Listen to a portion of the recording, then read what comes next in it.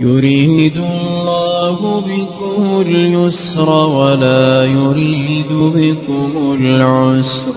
السلام علیکم ورحمۃ اللہ وبرکاتہ. بسم اللہ والحمد للہ والصلاة والسلام علی رسول اللہ. اما بعد قال اللہ تعالی انا خلقنا الانسان من نطفة امشاج نبتلیہ. وقال تعالی وَإِذِ ابْتَلَى إِبْرَاهِيمَ رَبُّهُ بِكَلِمَاتٍ فَأَتَمَّهُنَّ. صدق اللہ العظیم. محترم ناظرین و سامعین، آج ہم آپ کی خدمت میں ایک انتہائی اہم عنوان لے کر حاضر ہوئے ہیں کہ اسکول میں اسٹوڈنٹس اور ودیارتھیوں کے ایگزام اور امتحانات ہوتے ہیں. اسی طرح ہمارے مدارس اسلامیہ کے بچوں کے بھی مدرسوں میں امتحانات لیے جاتے ہیں. تو وہ امتحان کی تیاری کیسے کرنی ہے، اس کے کیا آداب اور اصول ہونے چاہیے، کن فکروں کے ساتھ وہ تیاری کرنی چاہیے، اس طرح کے ہم نے کل 10 پوائنٹس جمع کیے ہیں جو آج کی اس مبارک مجلس میں ہم آپ سے شیئر کرنا چاہتے ہیں. پہلی بات جو قرآن مجید کی آیات کی روشنی میں سمجھ لیں کہ اللہ تبارک و تعالیٰ نے سورہ دہر کی آیت میں فرمایا کہ ہم نے انسان کو ملے جلے نطفے سے پیدا کیا ہے. کیوں پیدا کیا ہے؟ نبتلیہ، تاکہ ہم اس کی آزمائش کریں، اس کا ایگزام لیں، اس کا امتحان لیں.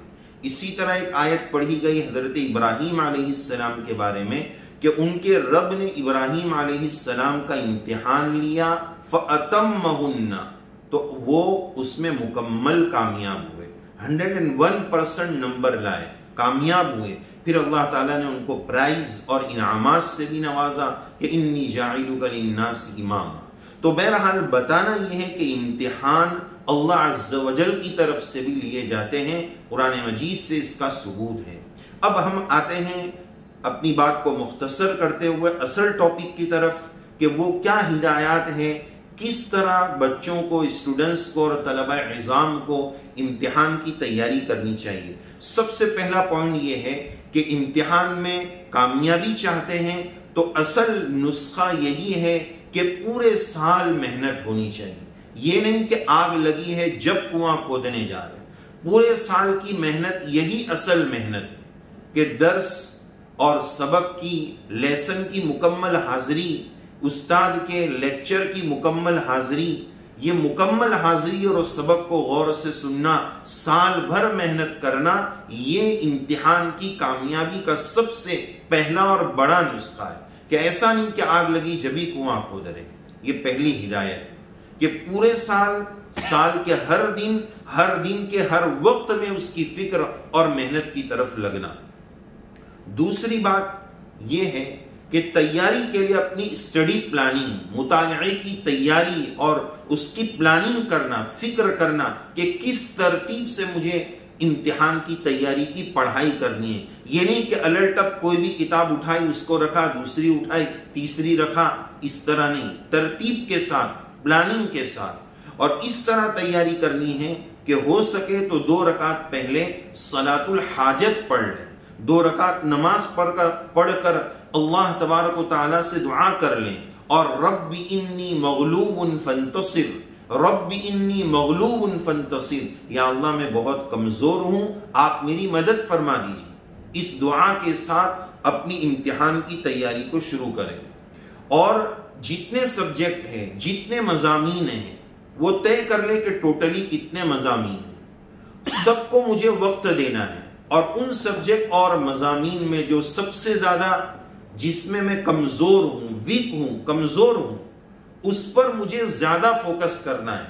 بہت سارے اسٹوڈنٹس اور طلبہ یہ کرتے ہیں کہ مان لیجئے ٹوٹل 9 سبجیکٹ اور مضامین ہیں، ایک میں اگر وہ کمزور ہیں، مثلا ہمارے مدرسے کے طلبہ بطور مثال کہ اگر وہ منطق میں کمزور ہیں تو وہ سوچتے ہیں چلو دوسرے 8 میں محنت کر لوں گا، وہاں سے نمبر کور کر لوں گا، ایک میں کمزور ہے تو کیا ہوا، اس کی طرف فوکس ہی نہیں کرتے. یا اسکول میں اگر کوئی میتھس میں اور حساب میں کمزور ہے تو وہ سوچتا ہے کہ دوسری جگہ سے نمبر کور کر لوں گا، پرسنٹیج اچھے ہو جائیں گے، اگر میتھس میں ویک ہوں تو کیا حرج. نہیں، ہمیں چیلنج سے ٹکر لینی ہے، اس سے بھاگنا نہیں. جو ڈیفیکلٹ اور مشکل سبجیکٹ ہے اس پر اور زیادہ فوکس کرنے کی ضرورت ہے. جو چیلنجز سے لڑتا ہے وہ فیوچر کا امام اور قوم کا رہبر بنتا ہے کہ اس کو حالات کا مقابلہ کرنے کی پہلے سے ہیبٹ اور عادت ہے. تو اس سبجیکٹ سے، اس مضمون سے بھاگے نہیں، بلکہ اس کی طرف اور زیادہ فوکس اور محنت کرنے کی ضرورت ہے. اسی طرح ایک بات کہ ہر کتاب کو ہمیں ٹائم دینا ہے، اور جب ہم پڑھنے بیٹھیں تو بہت اہم بات یہ عرض کرنا ہے کہ جب ہم پڑھنے بیٹھے، تیاری کرنے بیٹھے، بک اور کتاب ہمارے سامنے ہیں، تو دل، دماغ اور نگاہ، دھیان سے اس لفظ کو توجہ دیں، دل، دماغ اور نگاہ، دل، دماغ اور نگاہ، یہ تینوں چیزیں 100% ہماری کتاب میں ہوں. ایسا نہیں کہ نگاہ کتاب میں ہے، دل کہیں اور لگا ہوا ہے، دماغ کہیں اور گھوم رہا ہے، یا چھوٹے بچے کتاب رکھ کر شو کر رہے ہیں کہ ہم تیاری کر رہے ہیں، اس پر موبائل رکھ کر PUBG گیم کھیل رہے ہیں اور اللہ بلا کام کر رہے ہیں. یہ نہیں، دل، دماغ اور نگاہ ٹوٹلی فوکس 100% جو ہے، پوری توجہ جو ہے اس کتاب اور مضمون کی طرف ہوگی تو صحیح معنی میں کامیابی ہو سکتی. اس کے ساتھ ساتھ جو پڑھائی میں سب سے زیادہ ڈسٹرب کر سکتا ہے، مخل ہو سکتا ہے، وہ موبائل. اس کو سوئچ آف کر کے دوسرے کمرے میں رکھ دو، ادھر نہیں، ورنہ ہر تھوڑی دیر میں کھجلی ہوگی کہ تھوڑا واٹس ایپ چیک کر لیتا ہوں، تھوڑا فلاں چیک کر لیتا ہوں. گھر میں اطلاع دے دیں کہ میں فون بند کر کے فلاں روم میں، فلاں کونے میں پڑھائی کر رہا ہوں اور یہ فون میرا یہاں رکھ رہا ہوں. اس کو فلائٹ موڈ پر کر دیں اور جا کر دوسرے کمرے میں رکھ دیں تاکہ مکمل یکسوئی کے ساتھ، مکمل اطمینان کے ساتھ وہ پڑھائی کر سکے. اس کا خیال رکھیں، موبائل کو ہٹا دیں. اس کے ساتھ پڑھائی جو ہے وہ بہت مشکل ہوگی، ہر تھوڑی دیر پر چیک کرنے کا جذبہ ہوگا، اس کو دوسرے کمرے میں رکھ دیں. اسی طرح امتحان کے بارے میں بیلنس نہیں ہوتا ہے بچوں میں. بعض بالکل کیئرلیس ہوتے ہیں کہ نہیں کوئی بات نہیں، امتحان تو ایسے زندگی میں بہت آتے ہیں. ہمارے مدرسے کے طلبہ یوں بولتے ہیں امتحان بروزن اطمینان، حالانکہ وہ ہے نہیں، صرفی اعتبار سے بھی نہیں. تو بعض بالکل ٹینشن فری، کیئرلیس کہ ٹھیک ہے اس سے کیا، امتحان تو آتے رہتے، ایسا بھی نہیں. اور اتنا اسٹریس دل و دماغ پر لے لیں کہ بیمار ہو جائیں اور ہر وقت اسی کا ٹینشن نہیں. بیلنس کی ضرورت ہے، نارمل رہنے کی ضرورت ہے، اور اسی کے ساتھ تیاری کرنی ہے. نہ بہت زیادہ کیئرلیس ہونا ہے اور نہ بہت زیادہ اس امتحان کو اپنے اوپر حاوی کر لینا ہے. نتیجہ اللہ کے قبضے میں ہے، محنت ہمیں کرنی. اسی طرح ایک بات کہ اگر رائٹنگ تحریری امتحان ہے تو بعض مرتبہ ایسا ہوتا ہے کہ بہت سارے لوگ سال بھر لکھتے نہیں. اب پیپر لکھنے کا وقت آیا تو بڑی دقت ہوتی ہے، لکھنے کی پریکٹس چھوٹ گئی، اور موبائل آنے کی وجہ سے یہ انگلیاں کام کرتی ہیں، اس سے ٹائپنگ کرتے ہیں واٹس ایپ وغیرہ پر، لکھنے کی پریکٹس چھوٹ گئی. تو لکھنے کی پریکٹس جو ہے وہ کریں تاکہ امتحان میں آسانی. اسی کے ساتھ ساتھ ایک 8ویں ہدایت یہ ہے کہ جتنے پرانے پیپر سے ہیں، پرچے ہیں، ان کو حل کریں، اس سے ایک راہ ملے گی. یہ نہ سمجھے، یہ سمجھ کر نہیں کہ اسی میں سے کوئی آ جائے گا، ورنہ وہ دوسری کتابوں کی تیاری اور کتاب پڑھنے میں جو ہے وہ رکاوٹ کا سبب بنے گا کہ بھائی میں نے 5 سال کے پرچے چیک کر لیے، ہو گئی تیاری. ایسا نہیں، یہ تو ایک راہ مل جائے، ایک راستہ مل جائے کہ ایسا سوال، ایسا کوشچن اور سوال آ سکتا ہے، ایک سیمپل مل جائے، اس لیے ان پرچوں کی بھی تیاری کرے. یہ بھی امتحان میں بہت مدد دیتا ہے. اسی طرح امتحان کی تیاری میں ایک بہت اہم ہدایت یہ عرض کرنی ہے کہ مثال کے طور پر 9 سبجیکٹ ہیں اور ایک کتاب، ایک سبجیکٹ لیتے ہیں جو تقریباً 300 صفحے کی کتاب ہے. پورے سال میں ہم نے 300 صفحے پڑھے ہیں. تو اب بہت سارے لوگ کیا کرتے ہیں امتحان کی تیاری کہ بھائی سال بھر تو پڑھائی ہوئی نہیں، ابھی امتحان میں 15-20 دن باقی ہے، تو وہ ایک کتاب اٹھاتے ہیں، 2-4 پیج اور ورق ادھر ادھر کرتے ہیں. طبیعت بھر گئی تو اس کو اٹھا کے رکھ کے دوسرا سبجیکٹ، دوسری کتاب، اس کو رکھ کر تیسری کتاب. نہیں، اس طرح نہیں. ایک کتاب لو، اس کا ٹائم فکس کرو اور اس کے ساتھ ساتھ کاپی پین الگ سے لے کر، بک لے کر بیٹھو اور اس 300 صفحے کی جو کتاب ہے جو سال بھر آپ نے پڑھی ہے اس کے نوٹس لکھو، اس کا خلاصہ لکھو، اس کا لب لباب اور کریم نکال کر لکھو۔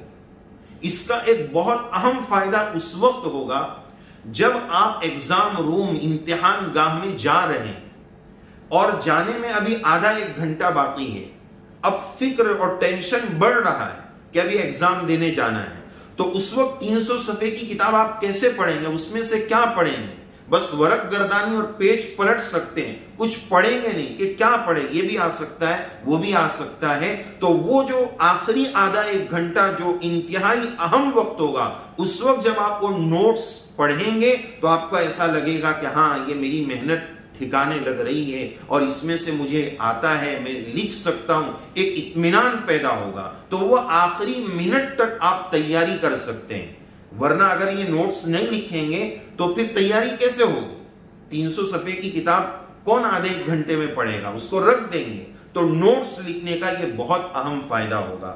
اور 10ویں اور آخری بات اس تعلق سے ہم یہ عرض کریں گے کہ ہمیں اپنا 100% دینا ہے، محنت ہمیں پوری کرنی ہے، نتیجہ جو بھی آئے، السعی منا والاتمام من اللہ، کوشش میری ہوگی، نتیجہ اللہ کے ہاتھ میں ہے، میں پوری کوشش کروں، پھر نتیجہ اور ریزلٹ جو بھی آ جائے وہ اللہ عز و جل کی طرف سے ہے۔ اور ہم دعا کرتے ہیں کہ ہمارے عزیز طلبہ اور اسکول اور کالجز کے ودیارتی اور اسٹوڈنٹس، اللہ تعالیٰ سب کو امتحانات میں بھرپور کامیابی عطا فرمائے اور سکسیس فرمائے، اور دنیا اور آخرت ہر جگہ پر اللہ تعالیٰ ہم سب کو کامیاب فرمائے۔ دنیا ایک مکمل امتحان گاہ ہے، اس امتحان میں بھی اللہ تعالیٰ ہم سب کو کامیاب فرمائے اور توفیق عمل سے نوازے۔